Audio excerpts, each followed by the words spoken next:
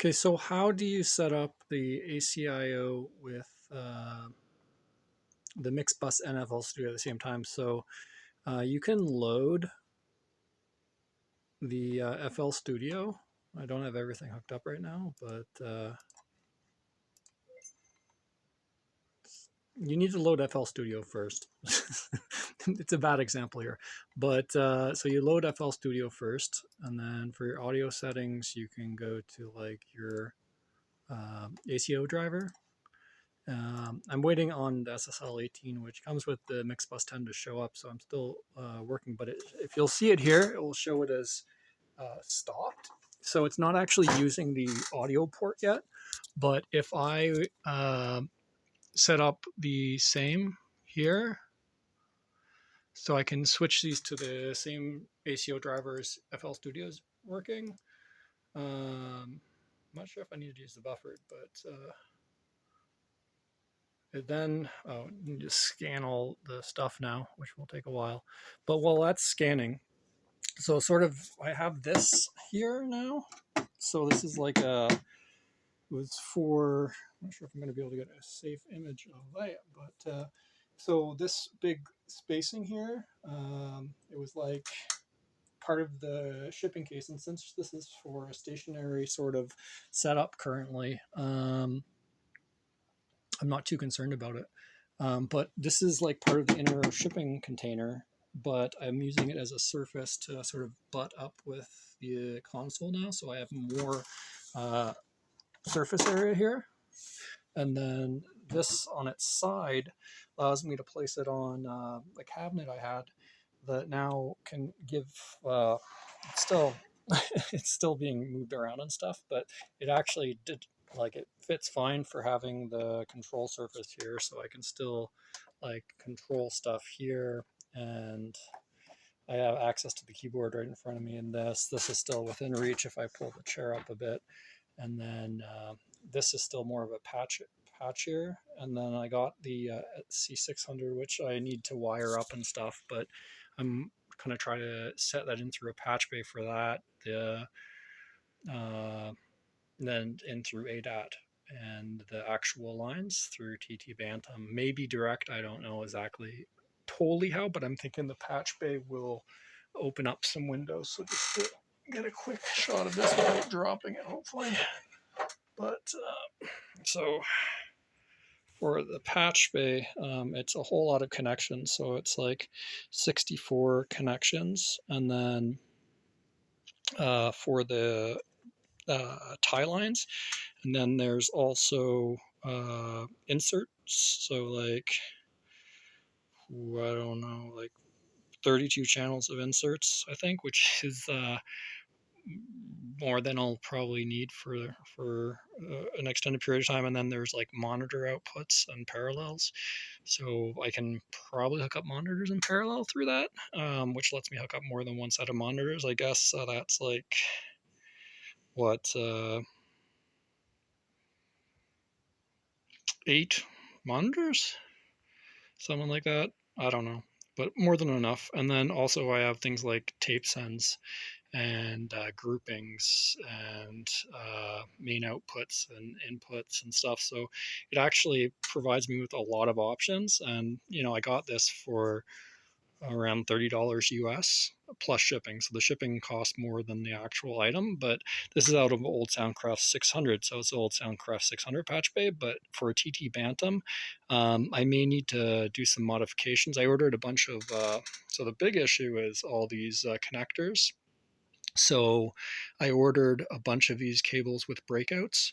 So it's like $2 each plus the breakout. So like $2 for the breakout card, and then the $2 for the cable direct from China via Alibaba. So one benefit of tariffs is that it just had me start ordering direct from China rather than shipping from the US or from, let's say, Amazon. Which I like Amazon. It's just that it being a US company makes me feel guilty every time I order from them now.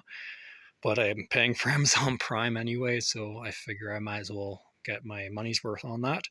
But it's all these cable connectors, so I'm going to be waiting a month or so for them to show up. But even these small ones. So routing all the lines is going to be pretty extensive. But when you look at all of these have cables inside. So I don't know if they're 40 pin connectors and audio outputs the same way. I'm guessing maybe the final one going to the board is the same as would be going to this patch. I need to look into it, but currently I have the breakout cables. So it'd be really cool if I could connect directly in. But currently it's like all inside these channels. There's a couple connectors, like basically one of these and a smaller one, which I think one's the power connector, and then this is 40 pin, maybe the same for the audio. But yeah, I really don't know, but I think most of the electronics are going in through here, and then for the final channels into the main board for the routing, I would think they consolidate on that main, because they're all cables, right? So they're all cables in groups, but they all connect via like one cable per block, which I don't actually remember how many pins that is. But if it happens to be 40 pins for 20 channels or whatever it is, there's 2 on this side, 1 on this side. So if there's 16 channels, then it's 16 channels per group, which works perfectly for each of these, because each of these sends is like 8 or 16. So I may be able to hook up 3 of these to 3 of these groups, maybe for the tie lines, which would make my life so much easier if I can, instead of doing the outputs through the back, it actually would connect to Bantam. But Babylon, point being is that like this patch may make my life easier for routing. I need to put this back very carefully.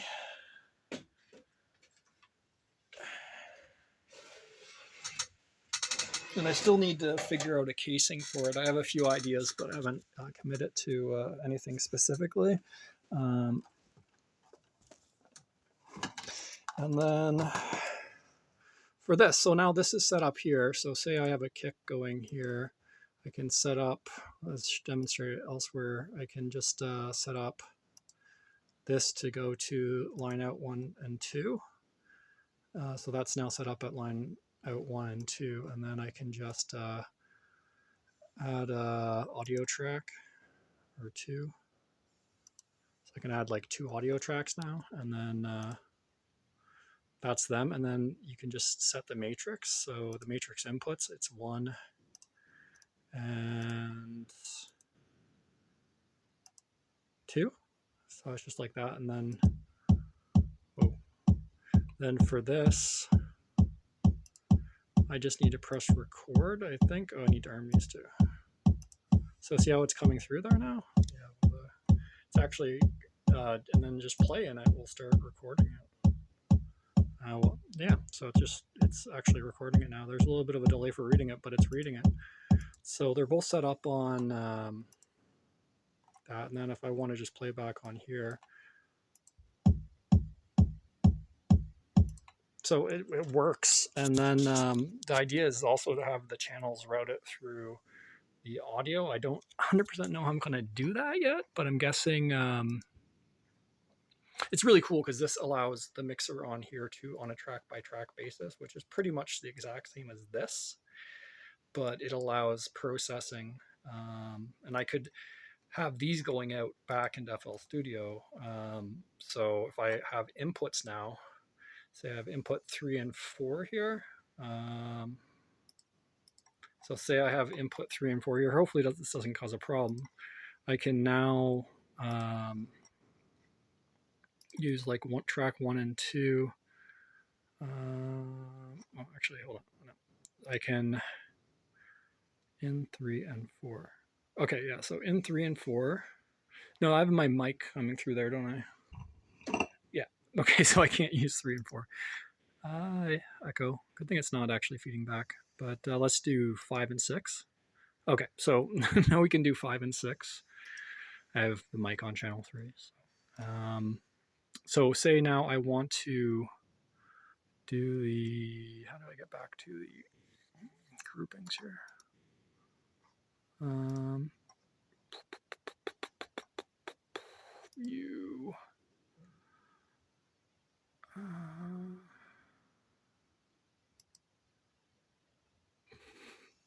I'm still learning this application.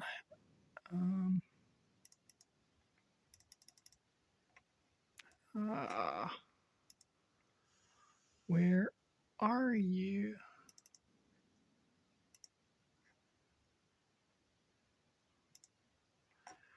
Window.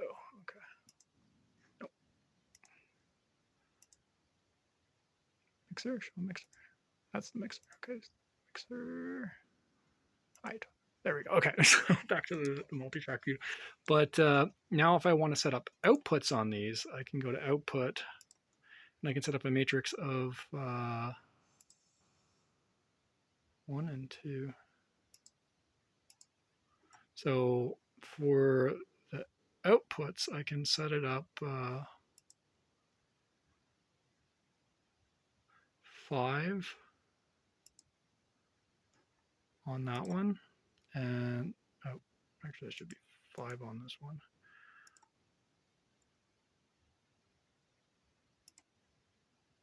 So like 5 and 6. Okay, so that's 5 and 6 now. So theoretically, I should be able to see this back on channel 20 when I press play. Yeah. Okay, it sounds like a little bit of latency, but now you can see how this is interesting. What I don't know is if this is going to feed back. I'm going to turn this down low because it may cause feedback. But now if I'm, see how it's coming through here? There's a little bit of latency, and it's mono apparently.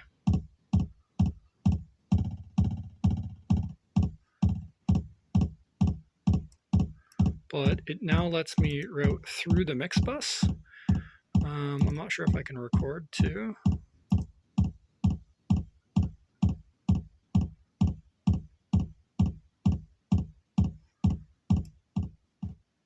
So there is something going on with this channelization 5 and 6. So I don't know fully what's going on with that, but it is routing it through. So I better double check this. Do I have 5 and 6 on the outputs? 5.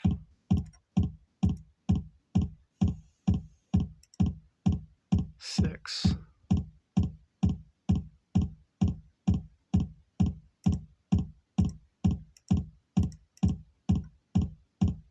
Yeah, there's something going on with the outputs not being equally balanced. I don't know what it is though. So I need to look into that a bit more, but proof of concept, I actually have loopback through mixbus. It may be a little bit of latency, but I can even take this a step further now and go to audio track. And then just looking at what track this is, say I'm using 20 here now. So I can go back and track mode, audio track 20.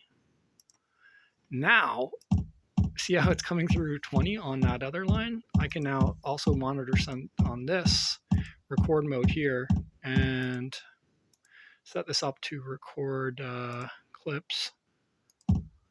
And oh, and then I think I need to also set up a little track here, pattern, I don't know.